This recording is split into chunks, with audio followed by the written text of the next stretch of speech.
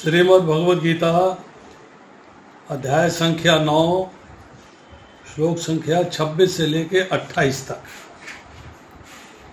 3 श्लोक हैं आज, और तीनों श्लोक बहुत ही इम्पोर्टेंट श्लोक हैं। 26वां श्लोक पढ़ता हूँ।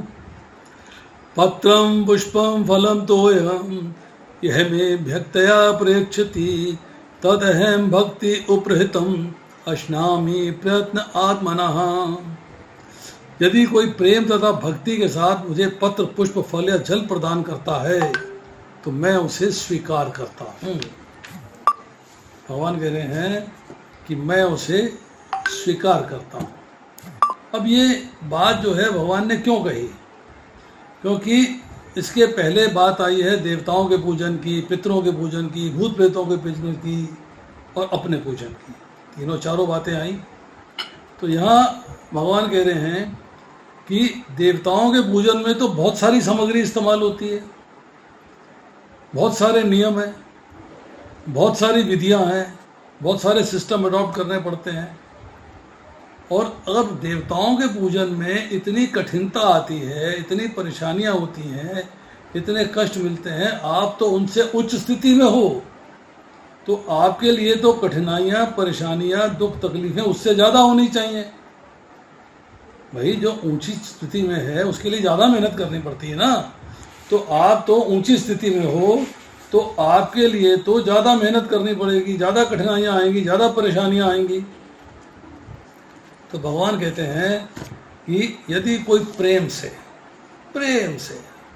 यहाँ भक्त के प्रेम की चर्चा है और भक्ति के साथ, मतलब 2 शब्द इस्तेमाल किए, एक प्रेम और एक भक्ति। मतलब यदि कोई प्रेम के साथ मेरे को पत्र, पत्ता, पुष्प, फूल, फल, फ्रूट्स या जल, वाटर प्रदान करता है तो भगवान कहते हैं मैं उसे स्वीकार कर लेता हूँ। भगवान ने अपने प्रति होने वाले कार्यों को कितना सिंप्लीफाई कर दिया है। हाउ सिंप्लीफाइड, कि मेरे को बस प्रेम से अर्पित कर दो, मैं स्वीकार कर लेता हूँ, इजीली एक्सेप्टेबल। तो प्रभुपाद जी परपट में लिखते हैं, नित्य सुख के लिए, स्थायी आनंदमय धाम प्राप्त करने के लिए बुद्धिमान व्यक्ति के लिए जरूरी है, अनिवार्य है कि वे कृष्ण भावना भावित होकर भगवान की दिव्य प्रेमा भक्ति में लगे रहे। भगवान की प्रेम सहित सेवा, भक्ति का अर्थ भी होता है प्रेममयी सेवा, और दिव्य प्रेमा भक्ति means transcendental devotional service with love. मतलब इतना प्रेम होना चाहिए भगवान के प्रति आपकी सोच में, आपके शब्दों में, आपके व्यवहार में, कि ऐसा लगे कि भगवान के सिवाय और कुछ है ही नहीं, मैं उनके प्रति समर्पित हूँ बस। अब ये कहते हैं, अतः किसी को भी कृष्ण भावनामृत से रोका नहीं जा सकता क्योंकि ये सरल है और व्यापक है। It's very easy to perform.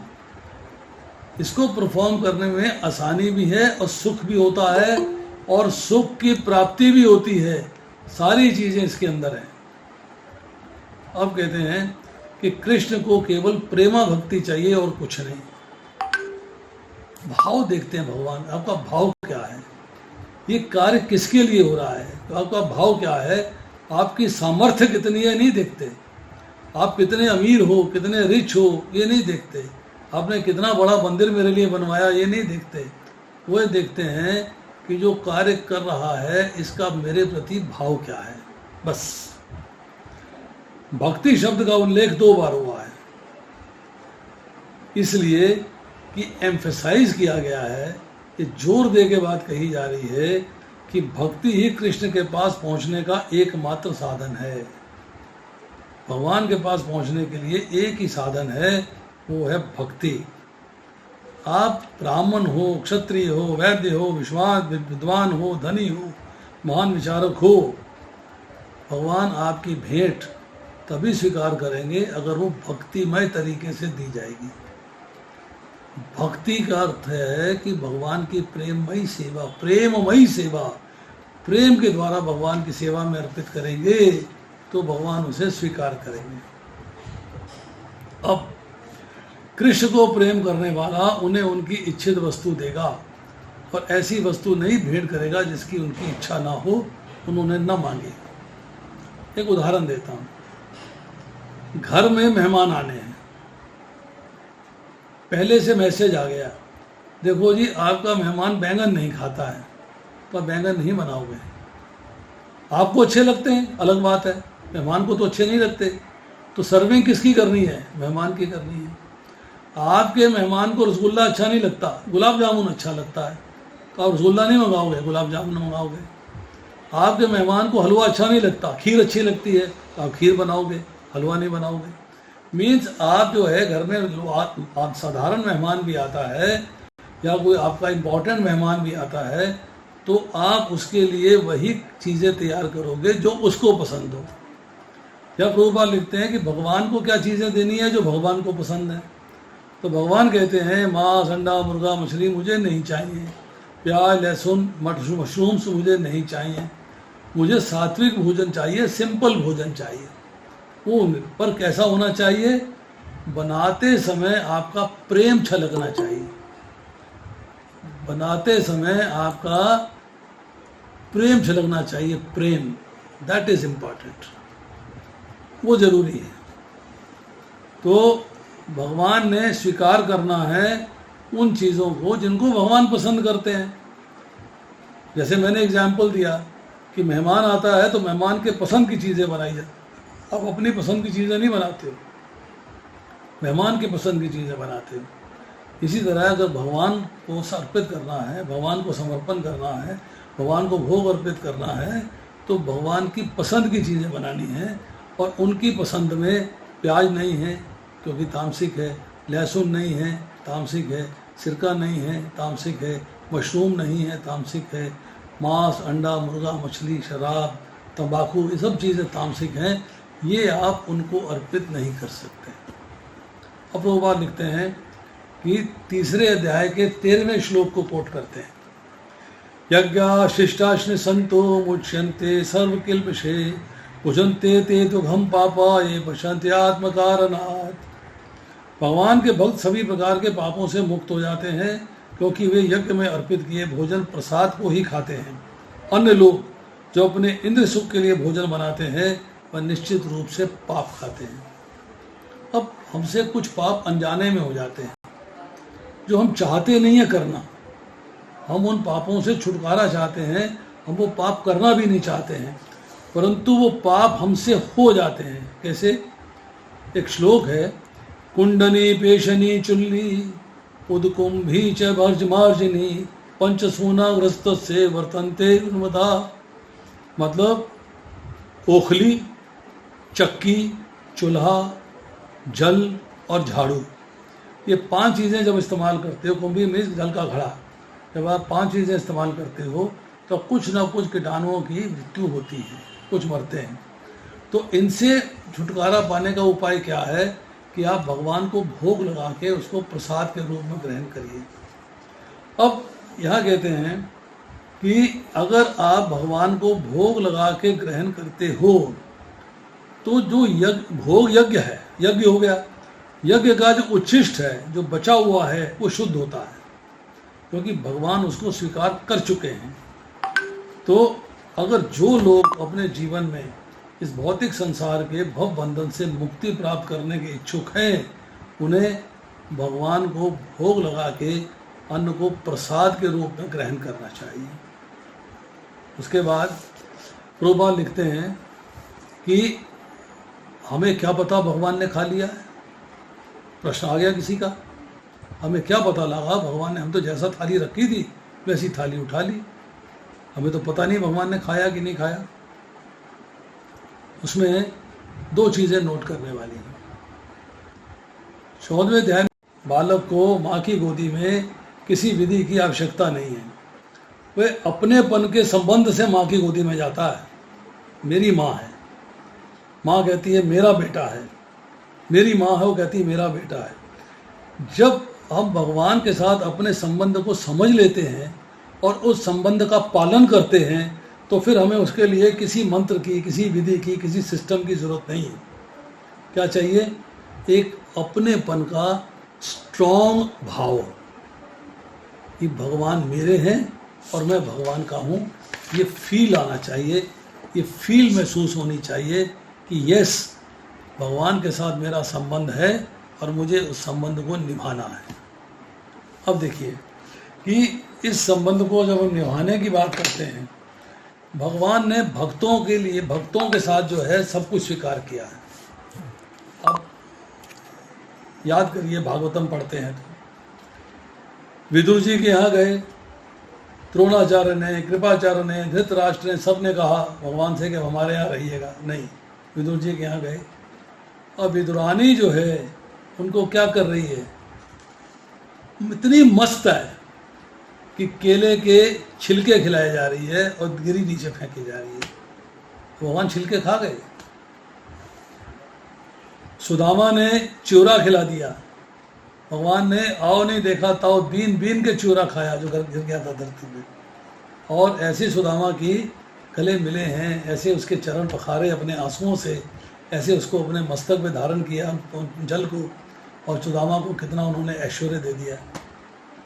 भगवान ने द्रौपदी के लिए वस्त्रहरण से उसको बचाया। गजराज ने अपनी सेवा की, मतलब भगवान की सेवा की प्रार्थना करी है, भगवान की अर्चना करी है, पूजा करी है और फूल अर्पित किया है। भगवान ने ग्रास से, मगरमच्छ से उसकी रक्षा करी है।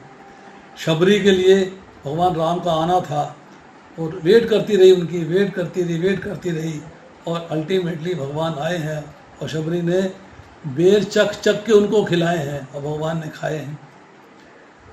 रंती देव 48 दिन का व्रत रखा हुआ है, वन में निवास कर रहे हैं, राजपाट छोड़ दिया है, खाने पीने को कुछ नहीं है। अब कहीं से उन्हें जो है हलवा, पूरी, माओ, चावल, खीर, दाल सब कुछ मिल गया है। अब परिवार के साथ खाने के लिए बैठे हैं तो एक ब्राह्मण आ गया, भिक्षाम दे, मुझे भोजन करा दीजिए, आधा भोजन उसको खिला दीजिए। एक शूद्र आ गया कि मेरे को भोजन खिला दीजिए, उसको खिला दीजिए। एक व्यक्ति अपने कुत्तों के साथ आ गया, हम बड़े प्यासे, हमको दे दीजिए, उसको दे दिया।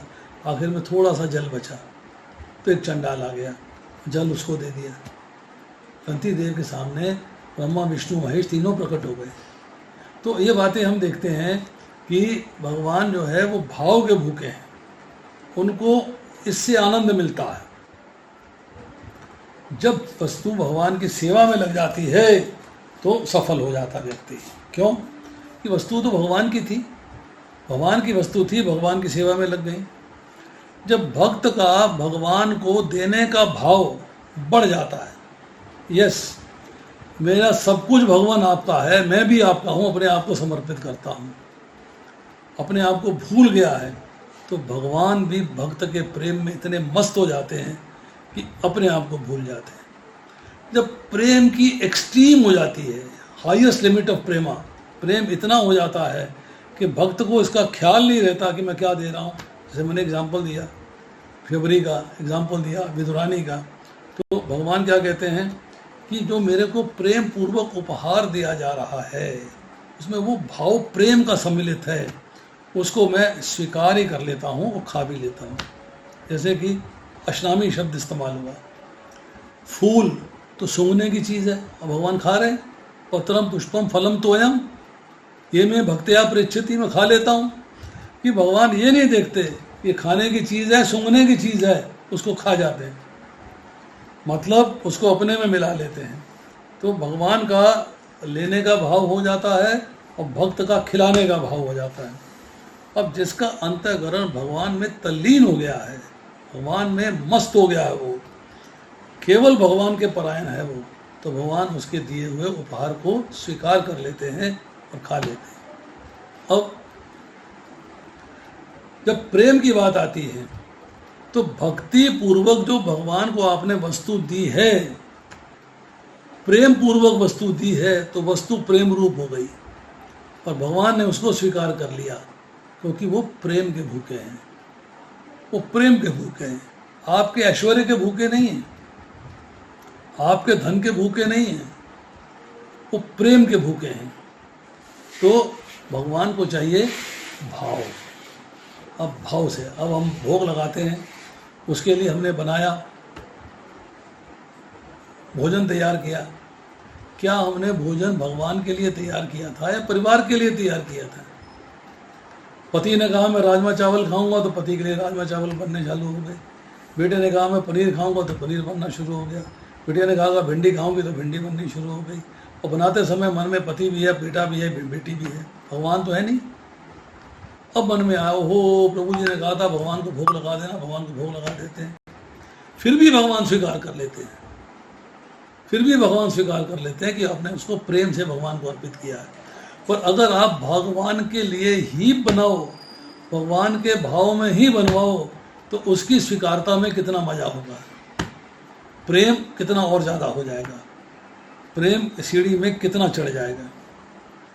अब आपने भगवान को अर्पित किया और भगवान ने स्वीकार कर लिया, तो भगवान के प्रति भक्त के मन में क्या भावना आती है?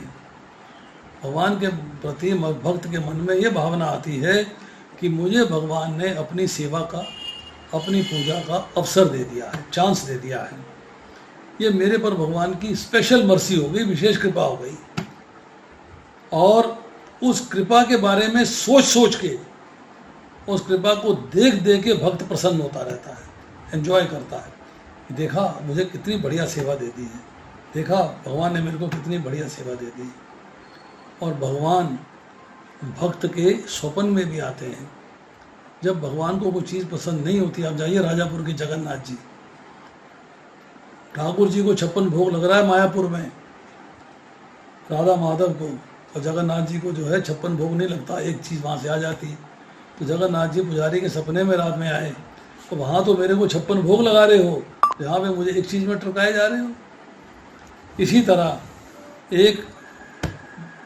एक भक्त जो है वो भगवान को जो है काजू खिलाता था, बादाम खिलाता था, चिरौंजी खिलाता था, अखरोट खिलाता था, ड्राई फ्रूट्स खिलाता था। अब वो वे महंगे, पॉकेट परमिट नहीं करती, मूंगफली का भोग लगाना शुरू कर दिया। तो एक दिन भगवान रात में सपने में आए, तो यार तू मुझे मूंगफली खिलाएगा, हैं मूंगफली खिलाएगा बस? अरे कुछ बाकी चीज़ भी तो ला, पहले तो खिलाता रहा, क्यों नहीं खिला रहा? तो भक्त को समझ में आया कि मुझसे गलती हो गई है। उसने कहा अच्छा कोई बात नहीं, मैं इंतजाम करता हूँ, अरेंजमेंट्स करता हूँ, कुछ पैसा बाएं दाएं से बचा के आपके लिए बादाम अखरोट सब कुछ लेके आऊँगा। तो जिस चीज़ को भगवान स्वीकार कर लेते हैं वो स्पेशल हो जाती है, विलक्षण हो जाती है, उसमें मतलब स्वाद बढ़ जाता है, सुगंध आने लगती है और खाने से विलक्षण तृप्ति होती है। ऐसा पेट भरता है खाने से कि आपको लगता है कि आरंभ में मजा आ गया। और कोई ऐसी चीज़ है जो कि नॉन पेरिशेबल है, तो वो कितने भी दिन रख लो वो ख़राब नहीं होती।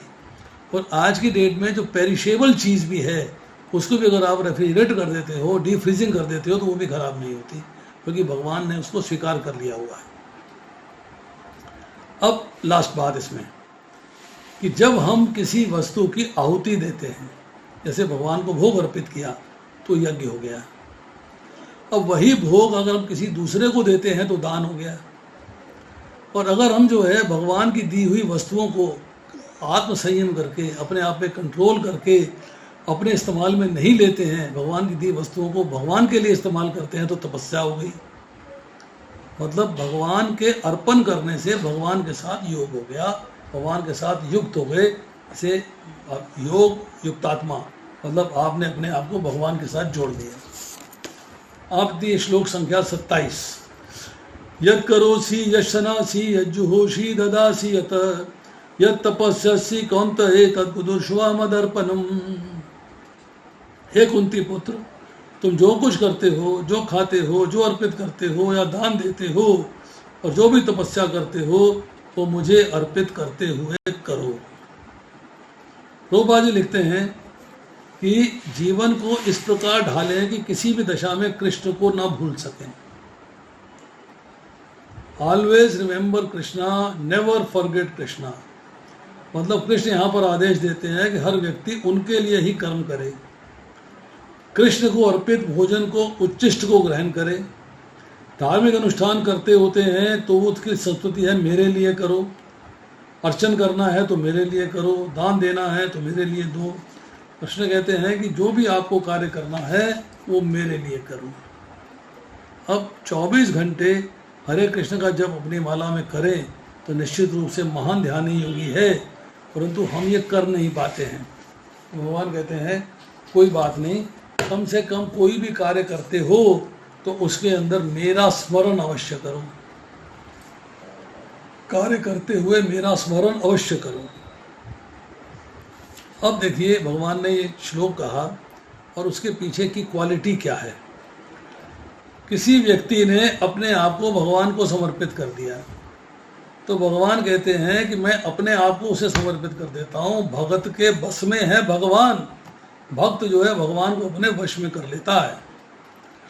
अगर मनुष्य को मैंने स्वतंत्रता दी है और उसने अपने आप को मेरे प्रति समर्पित कर दिया है, अपनी स्वतंत्रता को भूल गया है, तो मेरे पास जो स्वतंत्रता है मैं उसको भूल के भक्त के वश में आ जाता हूँ, भक्त मुझे कंट्रोल कर लेता है। अब सवाल ये है कि शरीर से, शास्त्र से, व्यवहार से, समाज में पारिमार्थिक जितनी भी क्रियाएं हैं वो सब कहते हैं मेरे लिए करो। अगर तू खुद मेरे को अर्पित कर देगा तो तेरी एक्टिविटीज़, तेरी सारी क्रियाएं ऑटोमेटिकली मेरे को अर्पित हो जाएंगी। बिकॉज मूल तो तू है ना, तूने अर्पित कर दिया तो तेरी सारी एक्टिविटी, सारे एक्शन जो है मेरे को अर्पित हो गए। तो यहाँ भगवान कह रहे हैं कि अब जो आप यश सन्यासी शब्द है इसको समझने का प्रयास करिए। सारी शरीर से की हुई एक्टिविटीज,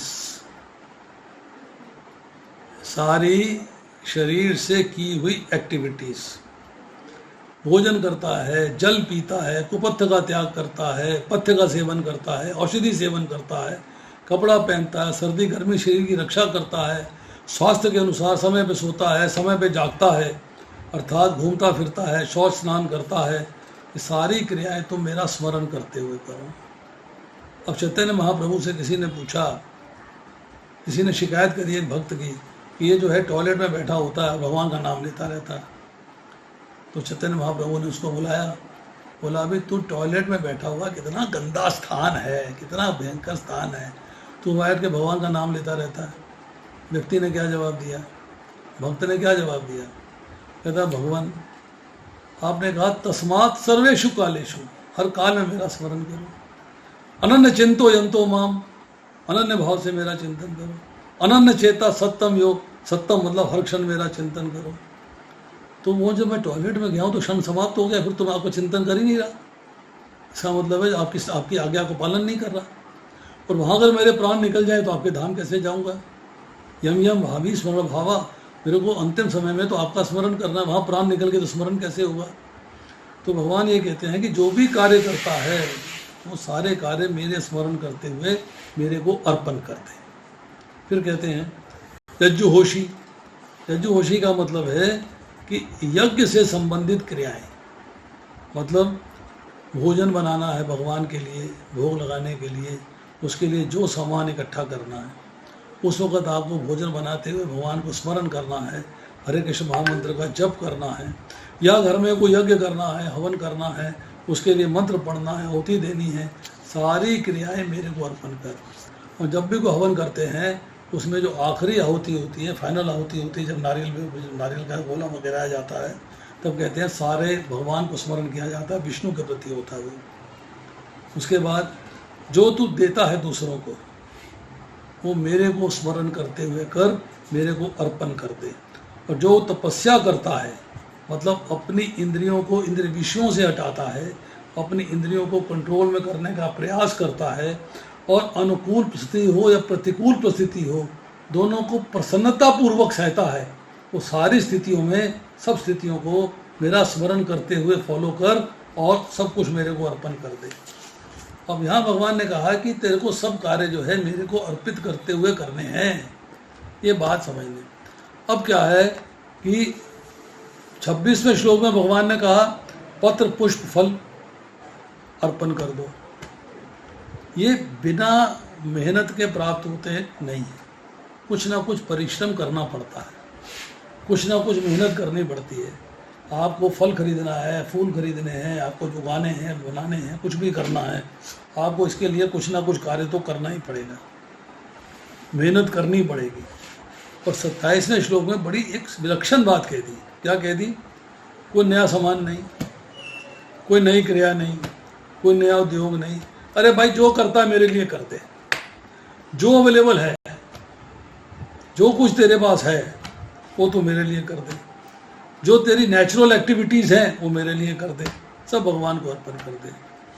अर्थात जो भी एक्टिविटी, जो भी एक्शन, जो भी कर्म, जो भी कार्य भगवान को अर्पित किया जाएगा वो भगवान की आज्ञा के अनुसार किया जाएगा, वो भगवान के अनुकूल होगी, तभी तो भगवान आज्ञा देंगे।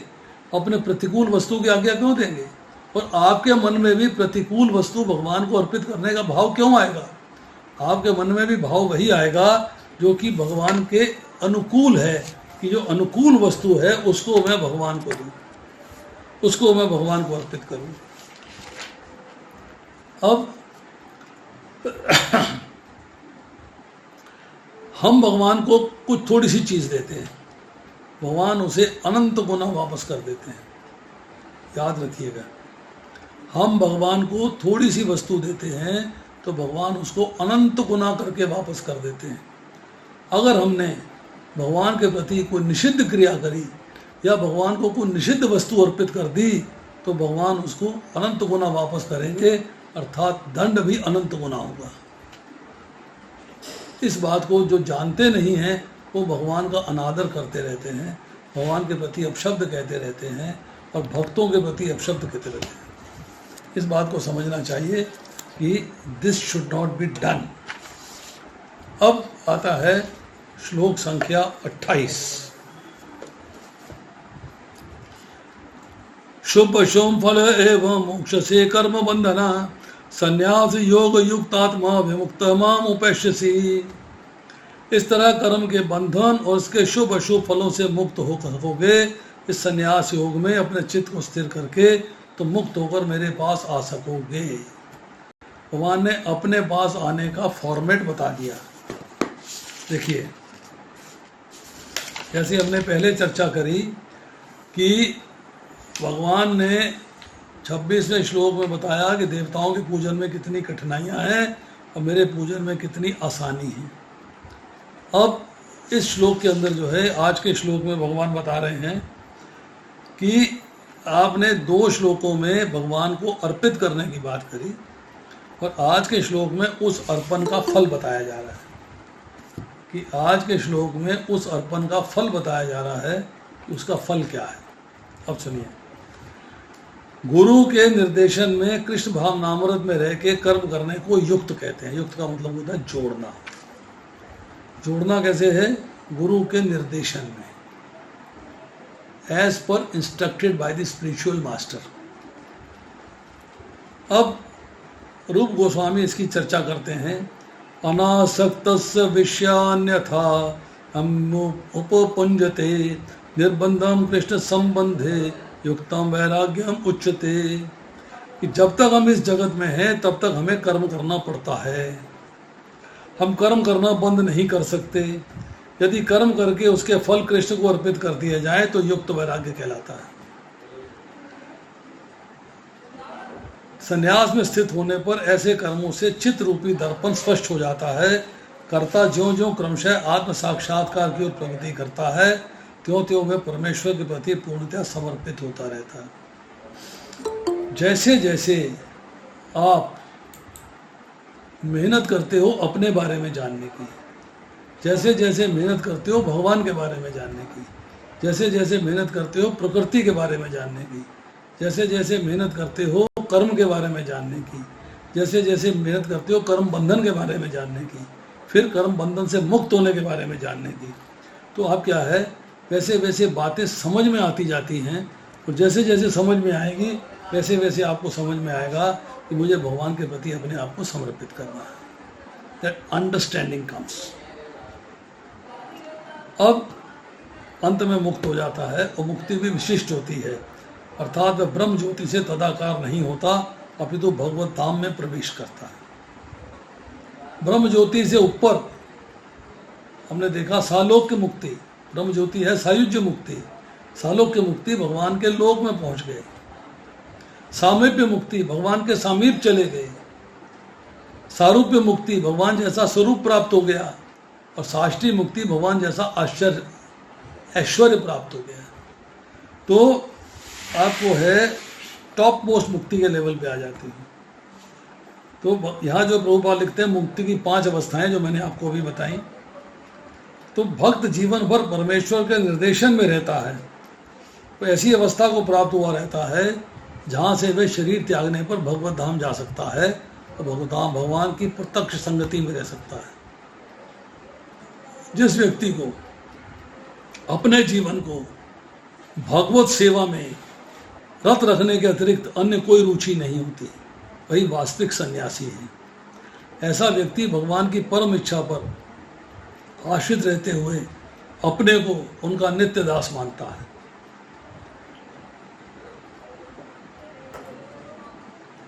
शुद्ध भक्त भगवान की सेवा में पूर्णतः रत रहकर कभी कभी वेदों द्वारा अनुमोदित कर्तव्यों का विरोध करता प्रतीत होता है, वस्तुतः विरोध नहीं। यहाँ पे एक चर्चा आ रही है कि वेदों का विरोध कैसे? विरोध नहीं है। वेदों में जो प्रथम 80,000 श्लोक हैं वो भौतिक सुख ऐश्वर्य प्राप्त करने के साधन हैं।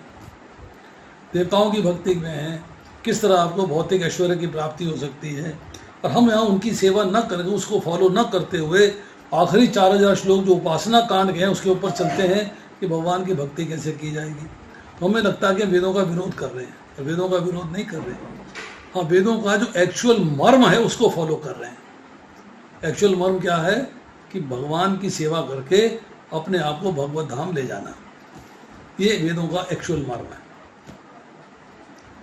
तो जो व्यक्ति भगवान की सेवा में रत है या जो निरंतर योजना बनाता रहता है कि किस तरह भगवान की सेवा की जाए, उसे ही वर्तमान में पूर्णतः मुक्त मानना चाहिए। मीन्स उसकी टोटल इन्वॉल्वमेंट कृष्ण सेवा के प्रति है, तो वो मुक्त है, ये लेके चलना चाहिए। और भविष्य में उसका भगवत धाम जाना ध्रुव है, पक्का है कि भगवत धाम जाएगा। अब देखिए इसके बारे में थोड़ी सी चर्चा और करते हैं। शुभ और अशुभ कर्मों का बंधन, ये चर्चा पहले दूसरे अध्याय में हो चुकी है, चौथे अध्याय में भी हो चुकी है, तीसरे अध्याय में भी हो चुकी है कि कोई भी कर्म किया जाए उसका बिगिनिंग भी होती है और एंड भी होता है। और जो भी परिस्थिति आती है, जो भी सिचुएशन बनती है कर्म करने के बाद, उसका भी बिगिनिंग होती है, उसका भी एंड होता है। मतलब कर्म और उसके फल कंटिन्यूअसली नहीं रहते, फल आते हैं चले जाते हैं, दूसरे फल आते हैं चले जाते हैं, फिर और फल आते हैं चले जाते हैं। जब आने जाने के लिए हैं तो उनके साथ जीव का संबंध कंटिन्यूअसली कैसे हो सकता है? हर फल के साथ नहीं हो सकता। फल आया था चला गया, नया फल आ गया, नया फल आया था चला गया और नया फल आ गया और कर्म आ गया उसका। तो जब कर्ता अर्थात जो कर्म करने वाला है उन कर्मों के साथ अपने को जोड़ लेता है कि मैं डूअर हूँ, मैंने ही किया है, मैं ही परफॉर्मर हूँ, तब फल के संबंध के साथ भी वो जुड़ जाता है और उसको फल का संबंध भोगना पड़ता है। टेक्निकली स्पीकिंग कर्ता भगवान का ही सूक्ष्म अंश है। भगवान शाश्वत है तो कर्ता भी शाश्वत है, स्वरूप से वो भी नित्य है और भगवान भी नित्य हैं। अब जब हमने उस संबंध को स्वीकार कर लिया जो हमारा भगवान के साथ है, तो हम रिलीज होने की स्थिति में आना शुरू हो जाएंगे, क्योंकि अब वो संबंध को निभाने का प्रयास करेंगे। हमें उस संबंध को निभाना है, और निभाने का मतलब ये है कि हमें अब भगवान की सेवा में लग जाना है। शुभ कर्मों का फल होता है कि आपको अनुकूल परिस्थितियाँ आती हैं, अशुभ कर्मों का फल होता है कि आपको प्रतिकूल परिस्थितियाँ आती हैं। दोनों प्रकार की परिस्थितियाँ आपके शुभ और अशुभ कर्मों के फल के अनुसार हैं। अब जीव ने अपने आप को भगवान को समर्पित कर दिया, क्योंकि वो भगवान का अंश है, दास है, और दास का कर्तव्य क्या होता है? स्वामी के प्रति अपने आप को समर्पित कर देना। तो भगवान के साथ वो अभिन्न हो गया। अब वो डिस्टेंस नहीं मेंटेन रहा, अब वो अभिन्नता हो गई। अब जो आपने अपना संबंध प्रकृति के साथ भूल से मान लिया था वो मिटा, प्रकृति से विमुख हो गए और भगवान के साथ जो संबंध था उसे स्वीकार कर लिया, तो भगवान के सम्मुख हो गए। तो जैसे ही भगवान के सम्मुख होते हैं तो स्वाभाविक प्रेम जागृत होता है कि भगवान के साथ मेरा संबंध है और मुझे संबंध को कैसे निभाना है। फिर आपका एक रिलेशनशिप ऑफ लव डेवलप होता है।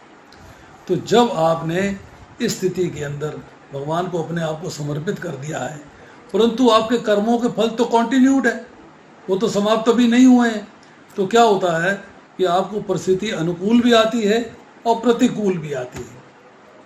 तो हम क्या कहते हैं, जो भगवान ने आपके ऊपर अनुकूल परिस्थिति लाए हैं, अनुकूल मतलब situations which are favourable to you, उसे भगवान की दया माना जाता है। जब प्रतिकूल परिस्थिति आती है इसका मतलब भगवान की कृपा है। इसे कैसे एक्सप्लेन करेंगे कि दया कृपा में भेद क्या है। दया कृपा में भेद ये है कि भगवान जो है आप पे दया करते हैं, आप पे कृपा करते हैं, आप पे प्यार करते हैं, आपको प्यार देते हैं, स्नेह देते हैं और वात्सल्य देते हैं, उसके अंदर आपको कर्म बंधन से मुक्त कर देते हैं, ये दया है। पर जब आप नहीं सुधरते हो तो आपको ताड़ना करते हैं, ताड़ना करते हैं, आपके लिए प्रतिकूल परिस्थिति पैदा करते हैं ताकि आप उनका स्मरण कर सको, उनकी शरण में जा सको। तो तब ताड़ना करके आपके पापों का नाश होता है, तब उसको भगवान की कृपा मानी जाती है। पर दया हो या कृपा, दोनों भक्त को पावरफुल बनाते हैं, टॉलरेबल बनाते हैं, सहिष्णु बनाते हैं, और भक्त जो है दोनों स्थितियों में प्रसन्न रहता है। He is happy in both the situations. अब उसकी दृष्टि, उसकी विचार, उसके थॉट्स, उसकी सोच वो अनुकूलता या प्रतिकूलता की तरफ नहीं रहती, वो किसकी तरफ रहती है, भगवान की तरफ। गंगा किनारे कथा चल रही थी, भक्त बैठे हुए थे, ना एसी है, ना पंखा है, ना कूलर है, ना कुछ है, ना हवा भी नहीं चल रही। सब भक्त कथा का आनंद ले रहे हैं, मस्त है कथा के अंदर। वक्ता भी अपने रो में बोले जा रहा है, भक्त अपने रो में सुने जा रहे हैं। एक नया भक्त आया, पीछे आगे बैठ गया, थोड़ी देर कथा सुनी और ठंडी हवा का झोंका आ गया। तो आगे वाले भक्त से कहता है, आहा कितनी ठंडी हवा आई है, कितना ठंडा हवा का झोंका आया है। तो आगे वाला भक्त कहता है, कथा सुनने आया कि हवा लेने आया है? कथा सुनने आया है कि हवा के झोंके लेने आया है? मतलब उसकी जो इंटरेस्ट है वो कथा में है, अनुकूल स्थिति में, प्रतिकूल परिस्थिति में नहीं है। पसीना आ रहा है तो आने दो, कोई प्रॉब्लम नहीं है, कथा में आनंद आ रहा है। तो जो भगवान को समर्पित कर रहा है उसे भगवान में आनंद की प्राप्ति होती है। उसकी जो दृष्टि है वो अनुकूलता या प्रतिकूलता की तरफ नहीं होती। तो इसलिए जो है ये कहते हैं, जब माँ बच्चा को माँ पालती है तो माँ जो है उसको डांट भी लगाती है, उसको फटकारती भी है, कभी कभी चपत भी लगा देती है। तो ये माँ की प्रतिकूलता नहीं है, ये भी अनुकूलता है। क्या है कि माँ उसको सुधारने के लिए कार्य करती है। थोड़ी देर के बाद प्यार कर लेगी, भूल जाएगी उस बात को कि मैंने इसको डांटा था, फटकारा था, डांट लगाई थी। वो उसकी अनुकूलता है। तो भगवान कहते हैं कि अल्टीमेट कार्य क्या है, अपने आप को मेरे को समर्पित कर देना। That is the final answer. इसके बाद जो अगला श्लोक आएगा वो आएगा कि जो भगवान के समर्पित होते हैं उनको तो भगवान ने मुक्त कर दिया, और जो भगवान के समर्पित नहीं होते उनको भगवान मुक्त नहीं करते। ये तो फिर विषम दृष्टि हो गई ना, ये तो पक्षपात हो गया। ये तो जो है पक्षपात हो गया कि यस, एक को आपने मुक्त कर दिया, दूसरे को मुक्त नहीं किया। तो भगवान ने यहाँ पर जो है जो बात कही है कि भजन जो करता है उसकी फिर क्वालिटी बताते हैं कि भजन करने वाले की क्या क्वालिटी होती है, उसकी चर्चा करते हैं। और उसके बाद सबको समान दृष्टि से देखना है, उसका फल बताते हैं। और उसके बाद जो है भगवान बताते हैं कि भक्ति के 7 अधिकारी हैं, 7 अधिकारियों की चर्चा हो रही है। पहले 2 श्लोकों में दुराचारी की चर्चा हुई थी, अब अगले श्लोकों में सदाचारी की चर्चा हो रही है। सात जो है, जो भक्ति के अधिकारी हैं उनकी चर्चा होगी। ये श्लोक हम 29 से लेके और 34 तक अगली बार करेंगे। हरे कृष्णा। आज इतना ही शेष थे। कोई किसी का प्रश्न है तो पूछ सकता है।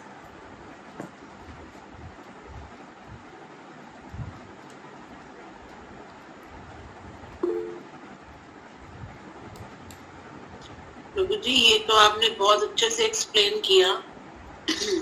मैं सोच रही थी अगर आप कुछ दामोदर अष्टकम मतलब उसके बारे में कुछ 2 शब्द बता दें। अगली बार बताएंगे माता जी आपको, बहुत लंबा काम है वो। 2 शब्दों में नहीं खत्म होने वाला। ठीक है, टाइम निकलेगा ना, टाइम निकालना पड़ेगा उसके लिए स्पेशल। प्रभु जी, आपने जो ये बोला कि वो कृष्ण भगवान ने भरवा व्यंजन के ऊपर नमक डाल दिया था, मुझे तो ऐसे गूज़बम्स आने लग पड़े। ऐसा विश्वास ही नहीं हुआ कि ऐसा भी हो सकता है। माता जी, ये शाश्वत सत्य है।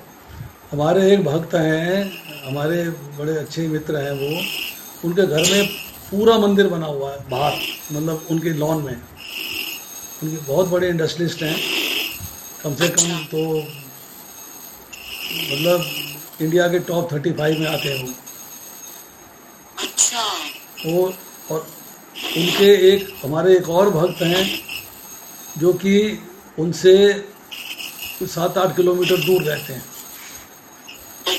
तो जो 7-8 किलोमीटर दूर वाले भक्त हैं, उनको सपना आता है रात में कि आज जो है उन भक्त के घर में जो ठाकुर जी हैं उनको रजाई नहीं उड़ा रखी। Oh my God. अब वो उनको जो है रात में स्वप्न आता है और वो कहते हैं रजाई नहीं उड़ा रखी है, तो उनको फ़ोन करूं। और फ़ोन करते हुए डरते हैं कि बहुत बड़े इंडस्ट्रियलिस्ट हैं, बहुत बड़े आदमी हैं, रात में 3 बजे फ़ोन सुनेंगे कि नहीं सुनेंगे, हैं मतलब संबंधी ना बिगड़ जाए। और उन्होंने डर के मारे बड़ी हिम्मत करके उनको फ़ोन कर दिया। तो प्रभु जी क्षमा कर दीजिएगा, आपको रात में डिस्टर्ब कर रहा हूँ, मेरा पर्सनल कोई कार्य नहीं है, मेरा सिर्फ एक ही कार्य है कि मुझे आज रात में ठाकुर जी स्वप्न में आए हैं। उन्होंने कहा है कि आपके यहाँ मेरे को रजाई नहीं उड़ा रखी, मुझे ठंड लग रही है, तो आप मुझे बताइए। अब वो भुनभुनाए तो सही क्या बात है, क्या हो रहा है। बट अल्टीमेटली रात में उठे, पुजारी को जगाया, मंदिर खोला और पुजारी भगवान को रजाई उड़ाना भूल गया था। क्या बात है। तो ऐसी घटनाएं होती हैं, हम लोग इनका विश्वास नहीं करते हैं, वो अलग बात है, बट विश्वास करना चाहिए क्योंकि बातें सत्य हैं। जिसने अपने जीवन में आपके साथ ये सच में हुआ था? 2 बार हुआ माता जी, 2 बार हुआ है, 2 तो टाइम। आप बैंगन का भोग लगाते हो, तो बैंगन तो भगवान खाते नहीं है, ऐसा इस्कॉन में बोलते हैं कि बैंगन तामसिक भोजन होता है। किस चीज़ का? बैंगन ऐसे कहते हैं। नहीं, ऐसा नहीं है, ऐसा नहीं है। अगर आप सात्विक तरीके से बनाओ, वैसे तो अगर आप बहुत ज़्यादा स्ट्रिक्ट हो जाओगे, वेजिटेबल है ना, अगर आप बहुत ज़्यादा स्ट्रिक्ट हो जाओगे तो आप सोचेंगे कि साहब हम तो भगवान को कुछ खिला ही ना पाए, चीज़ें अवेलेबल ही नहीं है। अच्छा, समझे नहीं? पर जो चीज़ें अवेलेबल हैं वो हम भगवान को देते हैं, भगवान उनको स्वीकार करते हैं। हाँ, जो चीज़ें बिल्कुल प्योर